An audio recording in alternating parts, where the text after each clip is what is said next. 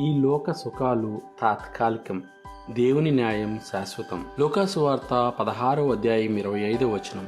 కుమార, మరొకము, నీ జీవితంలో నీవు సకల సంపదలను అనుభవించుచుండగా లాజరు అష్ట కష్టములు అనుభవించెను. అందుచేత నీవిప్పుడు కష్టపడుచుండగా అతడు సుఖపడుచున్నాడు. ఈ వాక్యం మనకు ఒక గొప్ప ఆత్మీయ సత్యాన్ని తెలియజేస్తుంది. ఈ లోకంలో మనిషి పొందే సంపదలు, సుఖాలు, స్థానం అన్నీ తాత్కాలికమైనవి. ధనవంతుడు తన జీవితమంతా సుఖ సంపదతో జీవించాడు, కానీ అతడు దేవుని చిత్తాన్ని గమనించలేదు.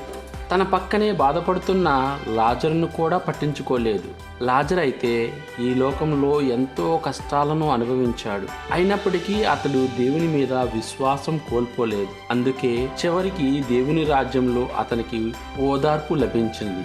ఈ వాక్యం మనకి ఏం చెప్తుంది అంటే, దేవుడు మన సంపదలు కాదు, మన హృదయాన్ని చూస్తాడు. ఈ లోకంలో ఉన్న సుఖాలు శాశ్వతం కావు. ఒకరోజు దేవుడు ప్రతి ఒక్కరి జీవితాన్ని తీర్పు చేస్తాడు. కాబట్టి మన జీవితంలో దేవుని చిత్త ప్రకారం జీవిస్తూ అవసరంలో ఉన్న వారిని ప్రేమతో ఆదుకోవాలి. మనకు సంపద ఉన్నప్పుడు గర్వపడకూడదు, కష్టాల్లో ఉన్నప్పుడు నిరుత్సాహపడకూడదు. ఎందుకంటే దేవుని న్యాయం ఎప్పుడూ నిజమైనది, శాశ్వతమైనది. ప్రభు అయిన దేవా, ఈ లోక సుఖాల్లో మేము నిన్ను మరవకుండా ఉండటానికి మాకు మంచి జ్ఞానమును దయచేయము. మా హృదయాలన్నీ ప్రేమతో నిండి అవసరంలో ఉన్న వారిని ఆదుకునే మనసును మాకు దయచేయము. నీ చిత్త ప్రకారం జీవించే జీవితం మాకు అనుగ్రహించుము స్వామి.